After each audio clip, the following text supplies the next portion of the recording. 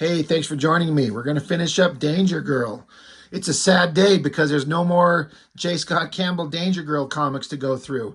And if you've been watching my videos where I've been reviewing his books, you remember that I've talked about that this is just a perfect comic book. It's the perfect writer with the perfect characters, the perfect kind of storyline, a creator doing the kind of books he wants to do and is doing it so well.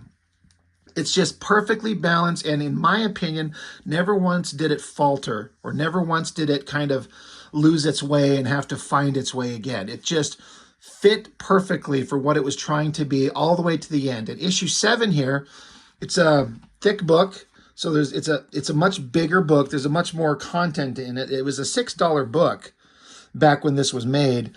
I have to look up the year that this was printed, but a huge ass book, very expensive. And so whenever you get a comic book and suddenly there's a huge jump in price in it, they damn well better make it worth it. And in my opinion, they absolutely did. This is like the big final action scene in a big Steven Spielberg movie. This is the big final act. The hot girls of Danger Girl are going into action. They got to fight the bad guys. They got to stop the evil plan of the Nazi bad guys. You get J. Scott Campbell just firing on all cylinders. Everything he does in here is just fantastic, and I love it. Starting out, 3-page cover. Got Abby Chase, dead center. Got Sydney Savage from Australia. And then surrounded by all the bad guys and Silicon Valerie, Secret Agent Zero, Deuce, Johnny Barracuda over here. Now, of course, for anybody who maybe doesn't know, but I think everyone who's watching this would know by this point, is that they had Natalia, the Russian babe that was part of the team. She died, but then, oh wait, no, she wasn't dead. She faked her death and found out that she was actually working for the bad guys. So that's why she's not on the cover with these heroes here. Just a great cover. Everything about this is just eye-catching and beautiful and fun. The coloring is great. Each character kind of gets have its kind of centralized, like their not choreographed. The composition is really well put together. But then you put Abby dead center, looking hot, looking awesome. Just a great cover. I like in the word Danger Girl, the logo, you got these evil eyes. Who could that be? Well, anyway, great triple page cover. Inside, we get the classic inside front page in kind of a black and white recap of the last issue. Super ancient old Nazi guy sent out all his minions to gather up a sword, a shield, and a helmet that were supposed to grant the wearer superpowers. Natalia was undercover in the Danger Girls, pretending to be on their team, but she betrayed them and acquired the sword. So the Danger Girls, led by Abby, infiltrating the bad guy's base. Agent Zero is fighting Assassin X. Sydney and Barracuda are escaping from the prison cell. So, and they're going to stop the Hammer Empire from bringing the world to its apparent doom. Love this at the bottom. Really clever. And then with the credits page, you got Natalia. This great headshot. Evil eyes. Pretty sure those were the eyes that were in the Danger logo. Interesting shadows. The expression. The flame surrounding it. Like, it's very intense. I love it. Love it so much. It works really good. Inks are with Richard Friend, with Sandra Hope, Scott Williams, and Art T-Bear. That's a hell of a lineup of inkers. Good Lord. I'm trying to remember. I'm sorry, I am blanking on who's been doing the inks for the series so far, but it was a different guy. I wonder if he just kind of ran out of time. When you have a big giant book like this with big art and big, lots of pages, you got to bring in the best help. So deep inside Hammer Island, the generic loser stormtrooper type bad guys gets a whip around his neck. There's Sydney kicking him right in the head. Barracuda showing up behind him, chopping him to the neck, taking him down. These two got they act like they hate each other, but there's been a little bit of hint of romance. But they are a good team. Barracuda, for all his bravado, is competent and a badass. So he's awesome. Great artwork. You're going to hear me say that a million times. Look at the art. It's so great. It's so good. It's so good. Love this overhead shot looking down with the bad guys, the hammer soldiers, in their little technological chairs being suspended while they're looking at all these monitors. I like these shots of Barracuda and Sydney, especially the one that's focusing on Sydney's titties. That's funny. But meanwhile, the door opens behind them, and girl, obviously, I mean, we can see obviously who it is, got this awesome looking rifle, shoots out the monitors from behind them, and she's looking hot as hell, badass, pointing a gun. She's pissed. She's ready to wrap up this whole thing. She locks them away into a storage, just to lock them away to keep them out of the battle. She's like, move it. And the guy's like, moving, moving. Great stuff. Then she puts a disc in the computer that she has so she can connect with Deuce and Silicon Valley and kind of start their plans to, shut this island down and just, wrap up the conflict that they're involved in. Cut back over to here. Secret Agent Zero in a battle with Assassin X. Now, this is, to me, like supposed to be in very obvious, like G.I. Joe, Storm Shadow, and Snake Eyes, because they're kind of ninja assassins, good and bad. And I never really watched G.I. Joe. That was one of those 80s cartoons that I never was able to get into. And so I'm only kind of peripherally aware of the Snake Eyes, Storm Shadow kind of dynamic, but I understood it reading it. They're having these characters have like a history. They were trained by the same master, and then the bad guy here betrayed him, killed the master. So now these two are going to have it out. Pretty awesome stuff. Good explosions, good jumping, good backgrounds, good everything. And I was noticing how J. Scott Campbell, he'll do, when he needs to, multiple panels per page to tell a lot of story and have just little images. But as this big action comic goes on, this big finale, this final act in this movie, as it progresses a little bit, the panels become like 2 or 3 panels per page, just letting the artwork be big and exciting and adventurous to play up kind of this is the big action adventure ending to everything. So we're going to have some big exciting imagery. I'm sure that helped contribute to the page count, which I'm so super happy for. Like, as long as if it's perfect and looking great, and then at the best level they can do, make it as big as you want. I will buy it. So, Assassin X and Agent Zero, they're fighting sword against dagger. Awesome shot as Zero elbows a pipe to fire gas into the guy's face, kicks him in the head, knocks him down. And Assassin X is like, I'm disappointed, Zero. Why would Sensei resort to such barbaric styles of combat? And Zero's like, he wouldn't, nor would he kill a fellow disciple of the dragon. But you forget, X, Sensei is dead. So this was funny. They rip off their shirts, and they both have like matching tattoos. And they go, oh, we have same tattoo. And then boom, they start punching each other. But this big muscular shot of them flexing, posing, like with the hands at these ridiculous martial arty angles, it's kind of silly, bordering on stupid, but then somehow it just veers off directly into awesome. Like, we're all in on the gag here. Like, these badass ninjas rip our shirts off, expose our tattoos. We're going to have an awesome martial arts fight, and we're going to do big, awesome imagery. I am so into this. Meanwhile, Sydney and Barracuda, they're running around. We got this little guy that we've seen in the comics before with these little extension things on his hands that he can move his fingers, and it moves these little robotic hand things. And he's dressed like a little Hitler. It's pretty ridiculous. But again, we're here for the fun of it. More hammer soldiers are coming along. So The little guy comes running at Barracuda. Barracuda's like, bring it, Stubby. And then this is just like this humorous thing. Little guy coming with his ridiculous hands forward. Barracuda's like, yeah, whatever. Grabs him, balls him up, folds him up into his clothes, and throws him like a bowling ball into the hammer soldiers and throws a strike. Again, absolutely ridiculous and just hilariously fun. That's this comic. It is just fun. It's just so great.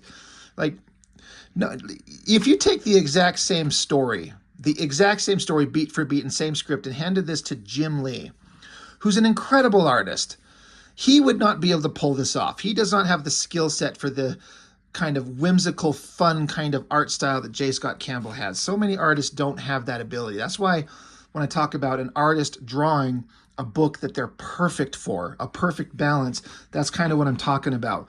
Other artists out there that you might like better, but could they do what J. Scott Campbell is doing here? I say no. Anyway, Barracuda's like, strike, yes, and there's a little bowling ball in the word when he's yelling strike. And then they're like, oh, wait, over here, look, there's more of them coming. So you got this overhead shot of this curved tunnel. There they are, and a big bunch of soldiers coming from one end and from the other. And so Barracuda's like, looks like it's curtains for us, babe. One last chance for a romance. So he grabs her and starts making out with her. Hell yeah. I mean, why not? If we're about to die, time to whip it out and start jerking it off. But then, like blast doors shut on each side of the soldiers, lock them down, and then a third one opens. There's a door right here by them. It opens up, and there's Abby. She saw what was going on. She locked it down and opened up the door to save them. And these two dummies, they're so locked up in their like hot last-minute romance. I mean, his hand is right on her ass. Yahoo. Get her. They don't even notice that everything's stopped and everything's come to a halt, and now Abby's watching him. She's like, They're like, oh, shit, fuck. I say this every time I see two characters that are kissing. I've said this every time, and they did it 3 times here. It is so hard to draw a people kissing, to get this part of his face and nose and this part of her lower lip and get it balanced out looking right. It's a trick. But that's hilarious. They're making out.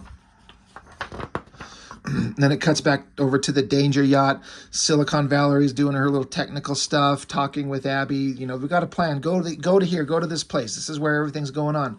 Meanwhile, Abby, Sydney, and Barracuda are walking off, and Abby's just giving them shit. She's like, you guys think you can keep your hands off each other, at least till after we save the world? And Sydney's like, I'm never going to hear the end of this. And Barracuda, being the badass, he's like, what can I say, girls? It was the Barracuda thing to do. I had to seize the moment, along with some fine special someone's leather-skinned butt. Yeehaw! So, all right. I mean, he's just saying what all us guys would think.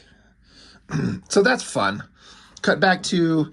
Now, this is very reminiscent. This is very obviously an homage to the end of Raiders of the Lost Ark, where they have the Ark of the Covenant on this island. They're surrounded by lights. They're going to open up the Ark itself, reveal the powers, reveal God, whatever they're going to do. That's what we're looking at here, because we are on an island out in the middle of the ocean, obviously, and they're looking down upon these Nazi soldiers performing this ceremony. So Abby's like, well, how many of them are there, Sid? And she says, looks like all of them. Yeah, the whole freaking hammer party. You got this great shot. Everything great is great here. Abby looking serious. She's like, I'm going to go down there. Sydney looking through the binoculars. She says, no sign of Major Maxi Pad or Natalia, though, but you can bet they're not far off. And this is a great shot of her looking through the binoculars themselves, her hands, the expression on her mouth, boobs hanging down, butt in the air, and Barracuda is just staring at her ass. He is me. He is all of us, right? He's like, there should be more important things going on, but hot girl you got the interest in, and you're just going to be staring at her ass. Like, come on. But Sydney's like, wait, you're going to go down there? What if those psychos grab you? What if they need a virgin for some kind of creepy sacrifice? So Abby's like, well, what are we going to do from up here? Throw stones? Boo and heckle them? Somebody's got to go check it out. So Abby's going. She's taking off to go.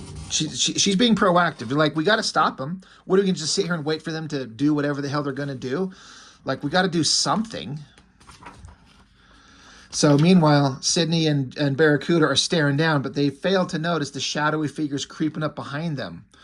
Barracuda saying, she really is crazy. What if they piece together that spooky armor and something really does happen?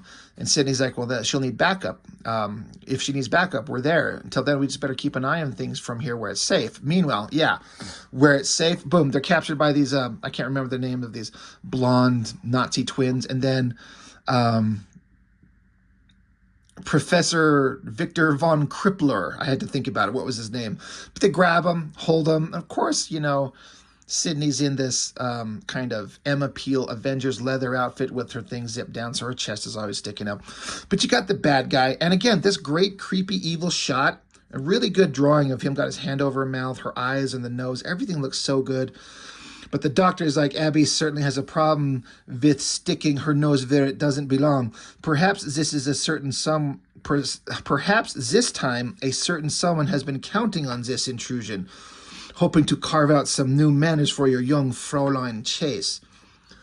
So bad guys got the drop on Abby, or rather Sydney and Barracuda. Down with the Nazis, you get the old creepy Nazi leader of the group who's just ancient. He can barely breathe, he can barely talk. He says, my wretched decaying corpse of a body may not have enough time to last through like the ceremonial procedures. He's like, just put the fucking shit on me. Give me the helmet. Get this shit on me. I might die. So they take the big, heavy helmet. Again, there was a helmet, a shield, and a sword. Right there. Sword, helmet, shield. Right. Shield, helmet, sword. Jesus Christ. And so they take the big, heavy helmet and put it on his head, but it weighs him down and he drops to the ground. Clunk. Abby saw this and she like starts laughing. She's like, oh my God, that's hilarious. Like, and the great expression, hand over the mouth, the cheeks puffed up like she's trying to stifle her own laughter because piece of shit Nazi asshole, giant helmet on his head, knocks his ass to the ground. But then we hear a voice from the background, enjoying ourselves, are we? Abby looks behind her, another great face. I see her looking at these great ink lines. And the nose, eyes, mouth. It's like, I understand everything that's going on here as someone who draws faces. Or, I mean, I draw my own amateur comics. I understand everything that I'm seeing, but being able to pull this off is such a unique thing that these really good artists, I'm just always in awe of. Even the most basic shots they make look genius. I don't know. I'm just kind of just in awe of the art again, as always. But who's behind Abby? Who caught her by surprise? It's Natalia. Oh, yeah, the betrayer. And Abby's got a bone to pick with her for big time. So Natalia said, you've been a great ally, dear Abby. Your helping us locate the armor has made this historic night possible, but I'm afraid this is where I terminate your services. I also love... it's kind of subtle, but all the people with long hair, their hair is blowing in the wind. And some artists, I mean, I don't know, Liefeld will always draw every character with long hair with their hair blowing in the wind, even if they're inside of a coffin underground, he'd have their hair blowing in the wind. But I remember thinking how in this scene where the dark night sky, kind of cloudy, eventually there will be lightning, their hair blowing, and it's all blowing the same direction. It really feels like, in a way, I just remember thinking, like, you can feel the atmospherics. Like, this feels like a dark, windy, stormy night. And you sell it by having their hair blowing in the wind, in a way. Like, it stood out to me as working really well. Great shots of their faces, like great body shot. Love the face, love the hair, the ink lines. There's those 4 inkers. It's a shame it doesn't break it down who did what. I'd love to be able to know who did what. But so Abby's taking a moment to question Natalia, like, why did you betray us? Or why are you fighting a long hammer? Why you went so far as to take a bullet for me, which happened. Natalia got shot. She took a bullet for Abby, and Natalia's like, it was just an elaborate ruse. I had to fool everybody to search for that armor. And then you came along and you helped us find it and you exceeded my expectations. And so this great evil expression on Natalia's face, like this evil betrayer, evil villain, and this great shot as Natalia pulls these 2 swords from her back, one from up top, one from below. Really awesome. And she's like, all right, it's time for you to die. Comes charging at her. And then as she comes charging with the knife, boom, one of the knives is shot right out of her hand, you know, because Natalia's yelling, die. And Abby says, you first, bitch. And this is what I like. Abby's a good shot. Like, she's really good with her gun. She's like a surgeon with this gun. She's very precise and accurate. So, and again, great expression on her face. Very expressive. Angry, pissed off, evil and cackling. And then look at this. Double page spread of the two of them getting each other. Now, of course, you're going to take the two girls and have them on top of each other. You're going to have boobs and butts in there, everything. But there's that crackling lightning in the background. That intense, evil, insane look on her face. The eyes and the eyebrows. And then the teeth gritted. The lighting, like this, the rim lighting from the lightning in the background. So great. And then this intense look on Abby's face. And then the way that he does her mouth right there, where it's just a simple line. We don't have like big, full, luscious lips. She's got her, you know, like her, not her teeth gritted, but she's, you know, got this intense grimace on her face as she's struggling in this fight. That look on her face, like, who could pull that off?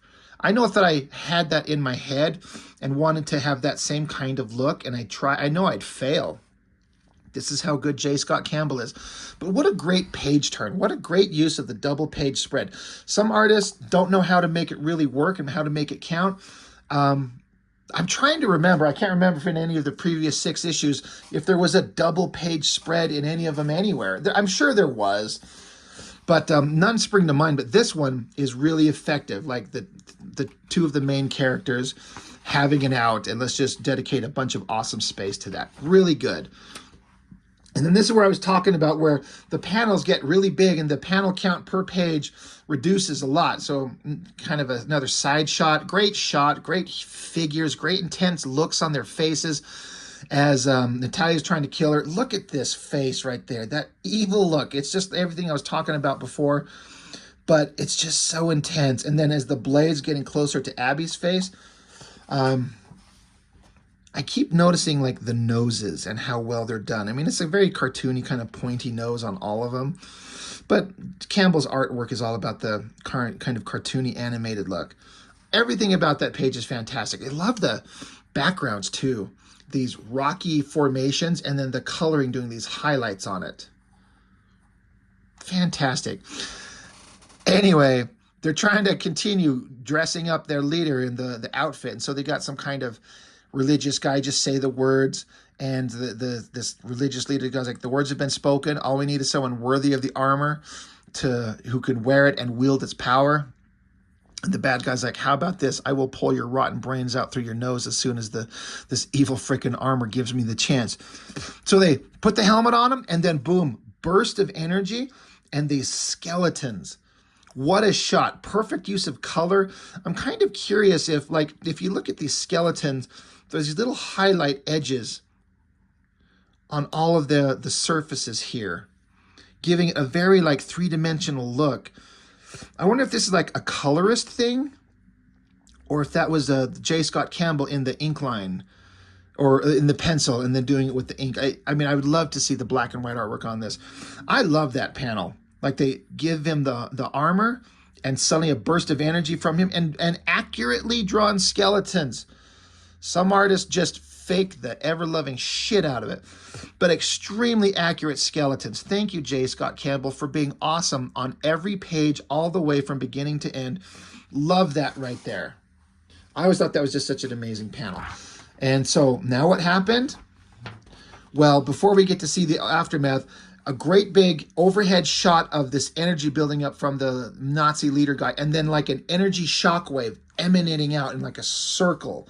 And this is one of those amazing things of like showing big cinematic widescreen energy special effects in a comic, like that energy ring firing, and then the energy ring itself, the shock ring, like passing through Natalia and Abby here. Like you could see the ring as it like just rocketed through them, knocks them back, not on their asses, but just knocks them back enough. She loses her knife, she loses her gun. Another overhead shot way pulled back to see the island. And then there's that shockwave just emanating out from it everywhere. So to show that putting this armor on, everyone's been joking like, Does anybody believe that getting this old helmet and shield and sword are actually going to give somebody infinite, super awesome monster powers? Well, once they put it on this guy, this shock of energy, like the eruption of the power, yeah, I think something's going to happen. It knocks the danger yacht to the side. Deuce and Valerie are like, what the fuck was that? As Valerie's like, well, if that ring of fire is any clue, you're probably not far off. Because Deuce says, what the devil was that? And she's like, yeah, considering what that is, you're probably not far off. Cut to this great shot of what was the Nazi leader guy, but he's not a frail old man anymore. He's a youthful figure now. And then the lettering's got these like, it's like ancient unreadable texts. Like it's again, if you just think of Raiders of the Lost Ark when they opened up that ark, and those sound effects when they open it up, that rumbling whoom whoom whoom, and then were they angels that come out of the ark? I mean, it's not going to be demons because it's the power of God. So it was just really intense and scary in that movie, and that's what I see going on here with the smoke and this text around them. So, oh shit. What is this all about? And here we go. Double page spread, got to flip it on its side. And just like in Raiders, there's these ghostly images just trailing around them, this language following. You can just almost hear like the ghostly sounds here. Again, just like Raiders, that's what I hear when I see this. An obvious homage to it, and I think it looks amazing. Another thing that I love, you've heard me talk about often how I don't like sound effects in comics, but there are times when you have to have it. There's this crackle in the background with the lightning. It's almost imperceptible. I don't think that's necessary there.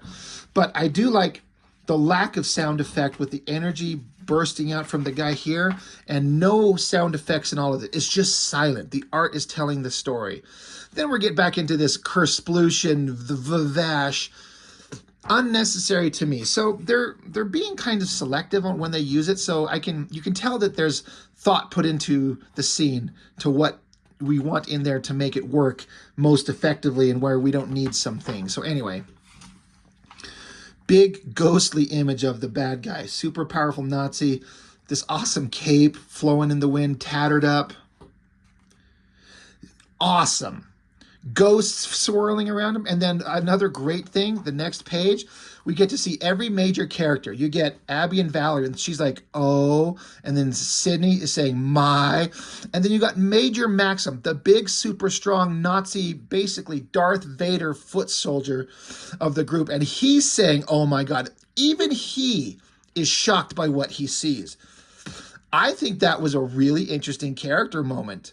Like, oh my God. And then the uplighting, the subtle uplighting on these girls' faces. Again, the expressions on all of them. I love this expression on Dr. Professor, whatever, Von Kriplor.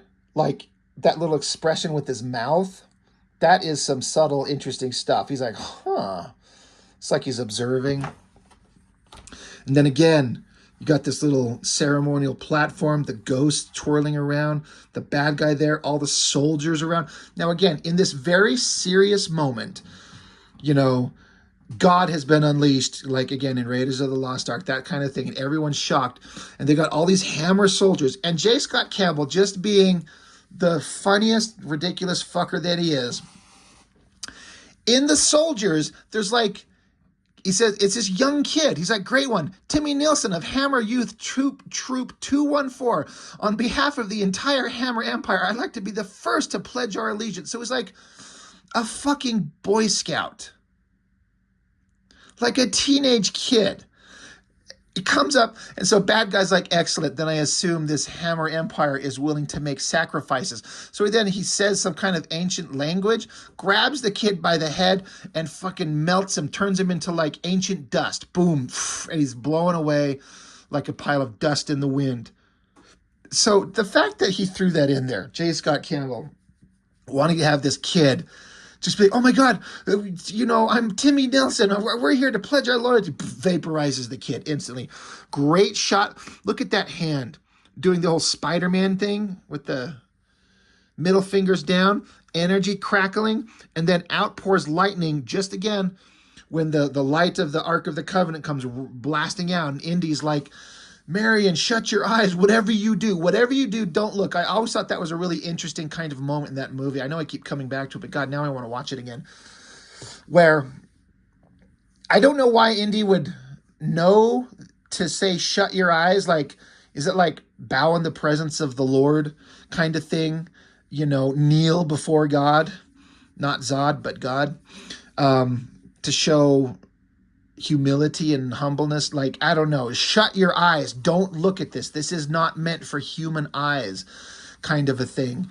I don't know, this is not a Raiders of the Lost Ark review, but it's got all those elements into it, because all that light from the Ark comes out and starts zapping everybody, just melting all the Nazi soldiers. Bad guy's like, I have no use for a hammer empire. My own army has been waiting for this glory moment. In fact, they have been dying to rise to the occasion. Okay. So he raises his hands in the air, and then the Nazi soldiers there, the hammer soldiers, like rotting corpse hands pop out of the ground and start grabbing onto the soldiers. And so they're like firing away. This one guy's like shooting his gun at the rotting corpse coming out of the ground.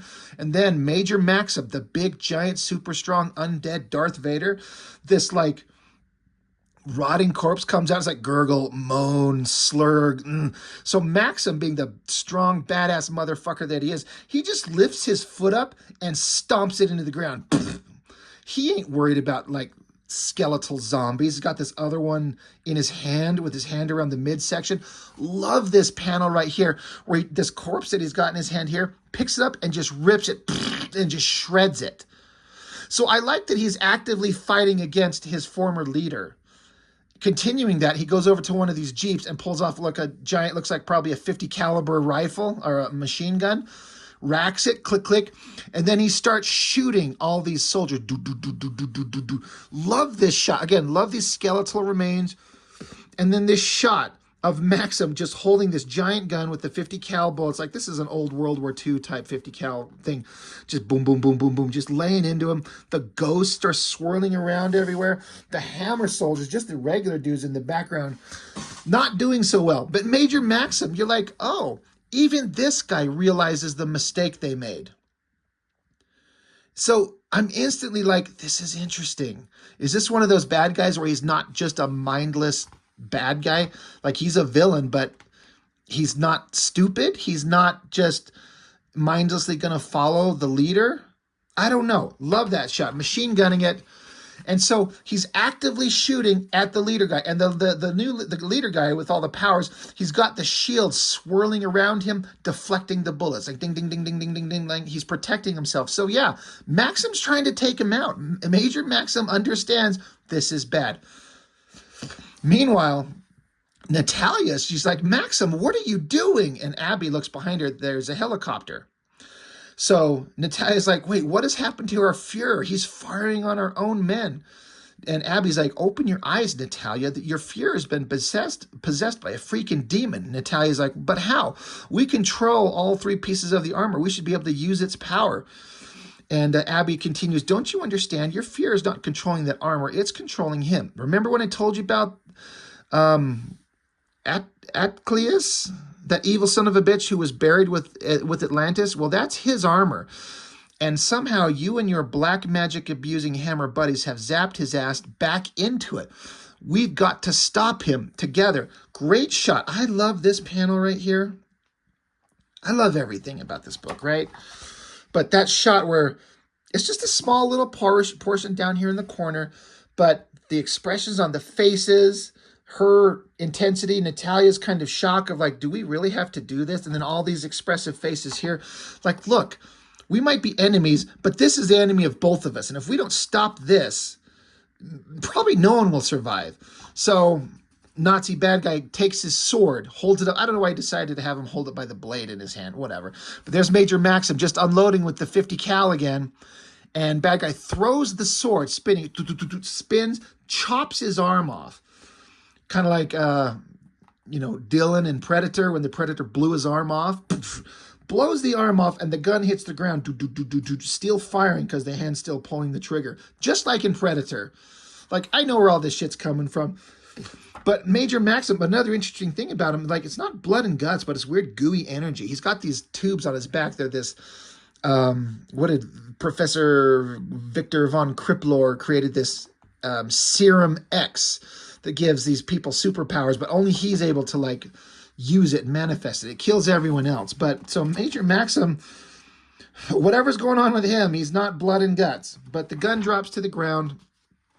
And Kriplor, he's like, Maxim knows those rotten creatures are eating my precious experiment. Yeah. So Maxim falls to the ground, and then the corpses start crawling over his body now. Now Maxim's a little bit, disabled. He got this awesome shot of this lightning coming back, zapping one of the hammer soldiers in the background again. But while Kriplor is distracted, Sidney takes the opportunity, elbows in the guts, him right in the guts, boom. And Barracuda takes those blonde Nazi twins, knocks their heads together. And while they're trying to, like, get their senses about, like, all right, let's get Abby. We got to get out of here. And then Sidney's like, I think we just found him. That helicopter flying over him. There they go. Great shot of, like, up close on the cockpit. This great down angle. All the details in the cockpit as they're coming up on the bad guy here. Natalia and Abby have decided to work together. Natalia's like, there he is, Abby, take the shot.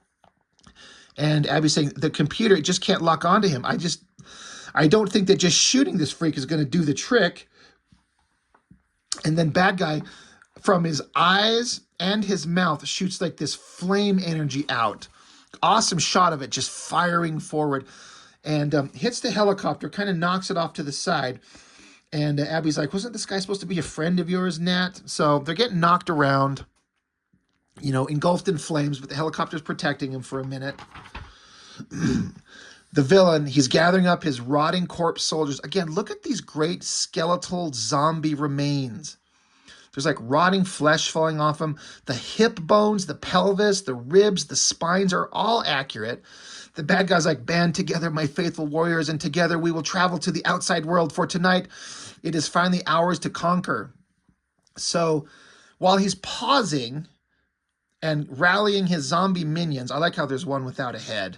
This kind of reminds me of Army of Darkness, when all those skeletons kind of popped up out of the ground. You remember the scene where they were marching on the castle, and it's like a marching army, and it pans by one of the skeletons, a skull with a flute in his mouth, and he's playing the flute. With what lungs, with what air? Now that's another movie I got to go watch. Anyway, Natalia's like, I got a bad feeling that this is just, Natalia's like, I got a feeling this is going to be our only shot. Or rather, this is Abby. I'm sorry. Abby's saying this is going to be our only shot, because he's paused for just a minute. So great shot of the hand and like the control stick on the helicopter. Abby's saying, if I miss, the world's going to get a whole lot uglier. So Natalia's like, do it, Abby, fire, shoot. So Abby, in the awesome helicopter here, fires 2 missiles. The bad guy's continuing, only immortal would put their faith into a simple machine. Very well, perhaps this small demonstration will convince you to bow before my invincibility? Because the missiles are coming down, and he's basically going to take the missiles. I could take it. I can take both of your things. Let's go. Bury him inside me. But then the missiles go arcing back behind him into the wall. And so Natalia says, Abby, you missed. Back with Abby, she's like, did I? And then the bad guy looks, and what she did is she ruptured the stone wall in the background where there was like a dam.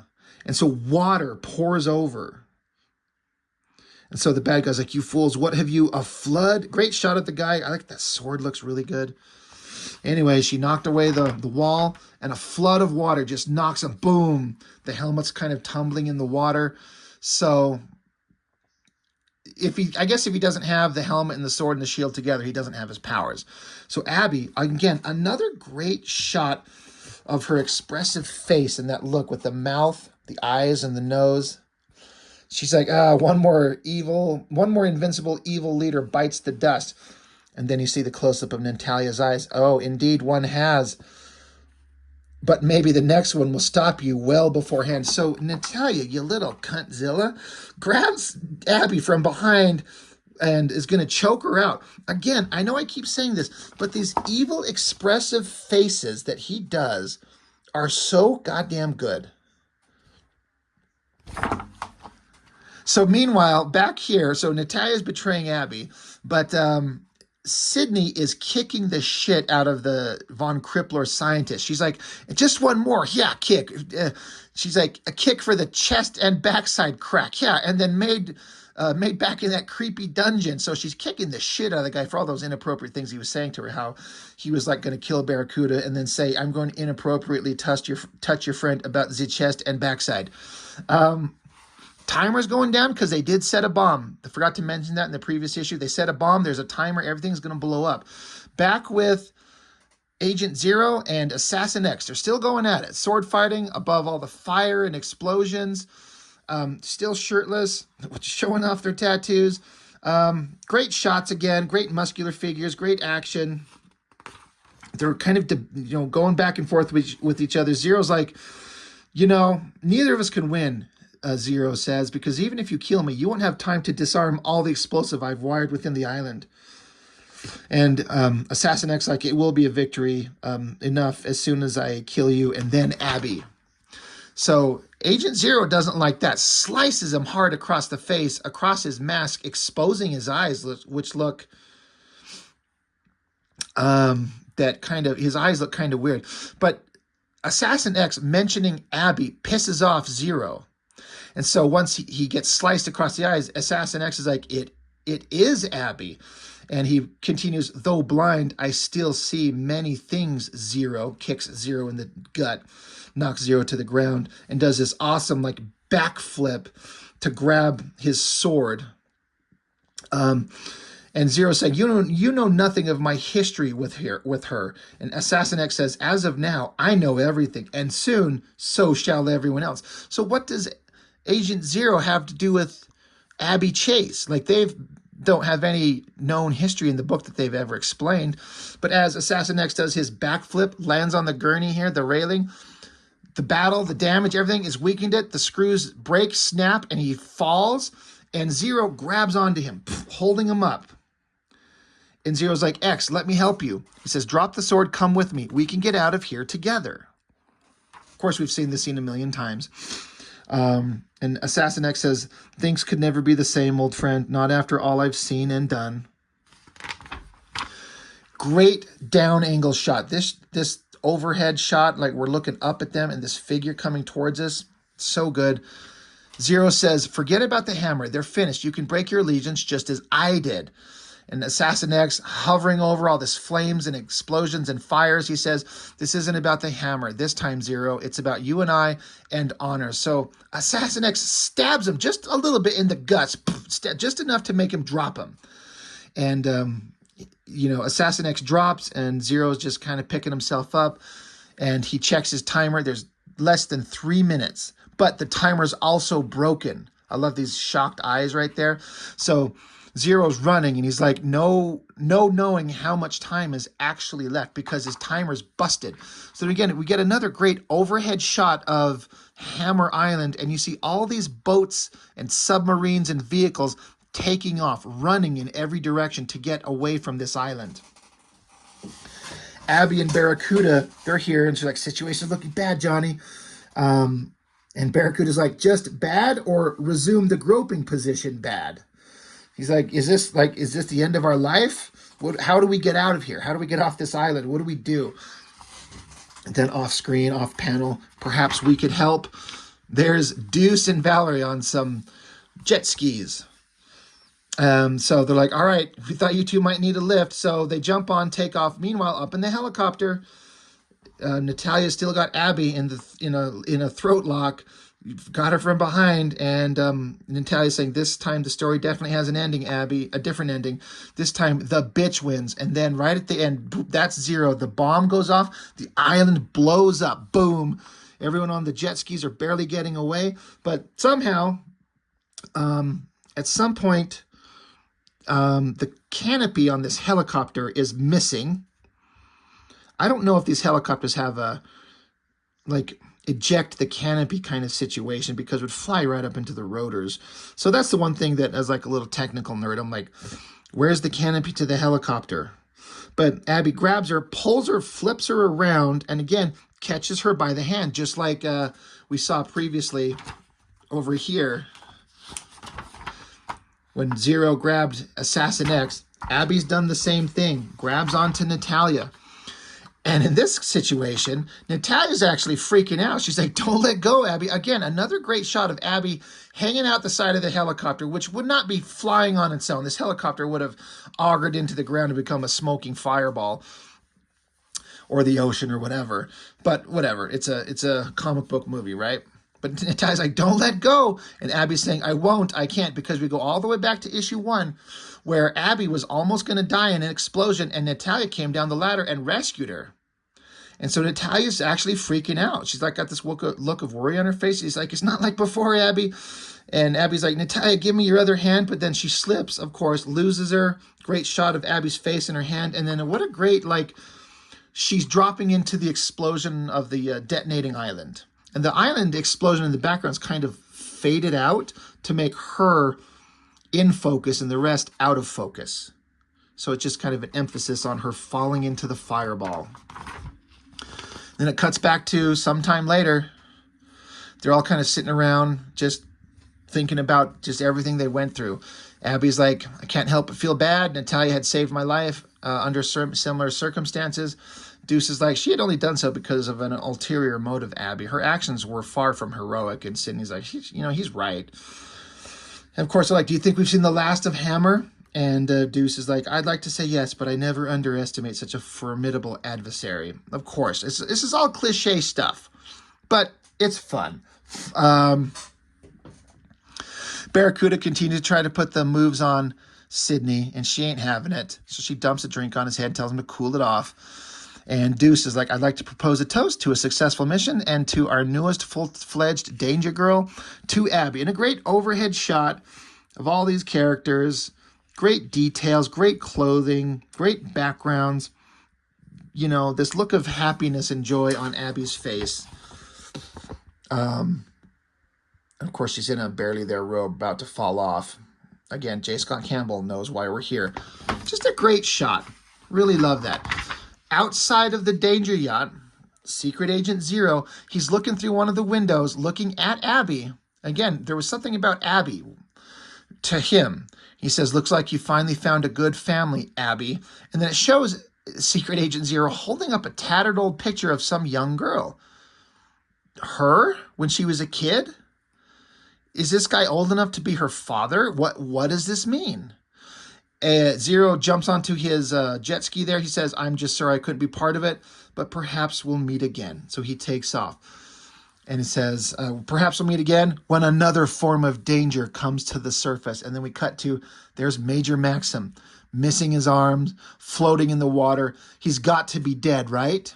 But close up on his eyes, burning with fury, red skulls. It's like his eyes are, he's alive. And then the classic, the end, question mark. So cheesy, so perfect. Love it, love it, love it. And that's it. That's literally the inside back cover of the comic. No space wasted. Now that I think about it, there was not one ad in this comic book. Not one bit of space wasted on advertisements for other comics or video games or movies or any of that bullshit. And it's a thick-ass book for $6. So if that was a conscious decision, it had to be a conscious decision. And they used every page up until the inside back cover to tell the story. So the amount of work that went into this, and I imagine it's Campbell going, this is the finale. I want it to be perfect. It's going to be huge. I'm going to give my best artwork. Every page is going to be important, and we're going to use no ads. None of that shit. I think it's absolutely perfect. It's the perfect ending to a perfect story by an artist who knows exactly what he's doing. This is one of my favorite comic series of all time because of it's simple but fun, and it's beautiful and entertaining, and never once did it falter. And it's one of those rare things where you like, if you get a creator that you really like and put them, like, give them a project. You know, Jim Lee does Batman Hush, or, You get Mark Silvestri did that Batman Joker. I don't mean to bring up Batman like more than once, but it's just kind of those things that jump to mind where you're going to do like a finite series, 6 or 7 issues, and just give it your all. And so you can have a nice, big, thick reading experience that you can go back and look on forever. And realistically, as far as I understand it, this is it. This is the last major series that J. Scott Campbell has ever done. Meant to look up when this was printed. February of 2001. Good Lord, forever ago. I mean, there was like a new series that he started. I'm trying to remember what the hell it was called. It only went 2 issues. Wildsiders. I've got that. We'll be looking at it, but it's like that was going to be his new series. Went 2 books and he was done.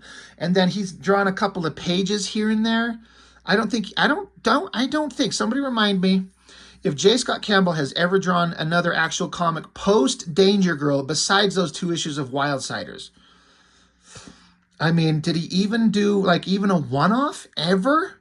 He just went on to like cover art duties, and that's what he's doing to this day. And I love J. Scott Campbell, but it pisses me off that he won't fucking draw comic books. And I know people talk about it. Drawing comics is hard. You got to sit down and dedicate days, weeks, months of time, and drawing covers is an easier gig that pays better. I get it. I 100% get it. But there's just that part of me where it's like, some people make comic books because I want to, not even want, but I have to tell a story. I like drawing, but I'm much less interested in drawing a single image cover as much as I am interested in drawing a story that somebody can read. I mention this often. I'm going to grab them over here. Just to show what I mean by myself. I mean, I'm not J. Scott Campbell, not even a fraction, not even close. But I like to draw comic books. And all these books right here, it's my own Masters of the Universe fan comic. And the last one I did, this one right here, 120 pages. Now it's black and white, but it's all me.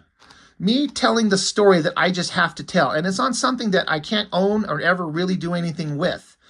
But I have a story and I just have to tell it. And I am just deep in this thing. I've got 5 volumes and I am finishing up. I'm halfway done through book 6 because I want to tell comic book stories. And I just wish that J. Scott Campbell felt the same.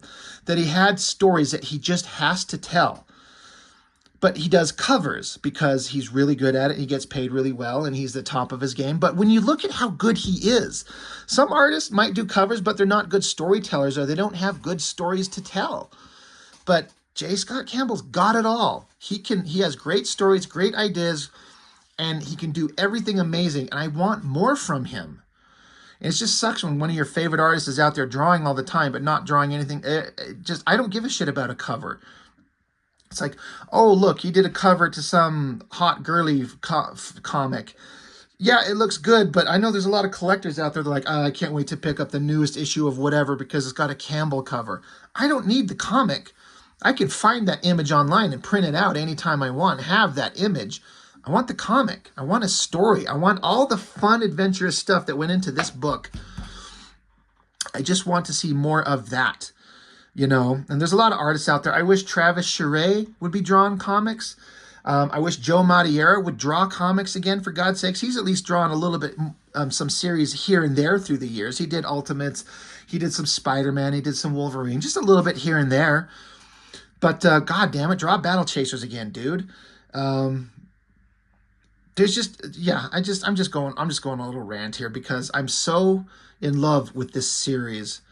And I just wish that he just wanted to do more. You know, there's only a finite amount of time in the universe. So this is what I talk about often too, is like, hey, everybody, go make your comics. Make the thing. Stop thinking about it. Stop wondering if your art's good enough. Stop worrying about if the story is unique enough. Just make it. Get it done. And move on to the next one. Once you have one done, you'll move on to the next one. And then even if you don't think the one that you created is as good as you think it should be, in time, you might look back on it and go, I actually did kind of good on that. I'm actually surprised at what I did. You might actually shock yourself. There's always room for improvement. We always can improve. But if you sit around thinking about it forever, you'll never make a thing. Just go make it. Do you have a fire and that passion burning within you and you just want to make it, or do you want to sit and think about it forever? This is how I feel. So that's why I make these stupid fan comics. And I got stuff I'm going to work on, is my plan, depending on how things go, to create a comic that is one that I can actually own. But I'm telling this dumb Masters of the Universe fan comic just because I come up with a story in my head that I wanted to tell, and it kept growing, and I'm going to have the entire thing done and have a volume of work for people to read. And then as soon as I'm done, I'm ready to move on to a new thing. I'm ready to tell more stories. And as I get older in life, I'm like, who knows how long I'll be able to do this, you know? I got some years left in me still for sure, but you never know when, you know, everything will just end suddenly and the universe changes and you may not be able to make it. And you might sit back and go, God, I should have done that when I had the opportunity. So just a little rant on my own kind of personal thoughts on this, guys. If you like to make stories and draw, God damn it, make your comics, please. Go make your books. There's so much fun to be had. It's a lot of work. It's an investment of time for sure. But let's make comics, people. Just like old Ed and Jimmy used to say, give them your marching orders. They say, but I like to say, not read more comics, which is still a good thing. But instead of read more comics, make more comics. Anyway, I'll shut up now, guys.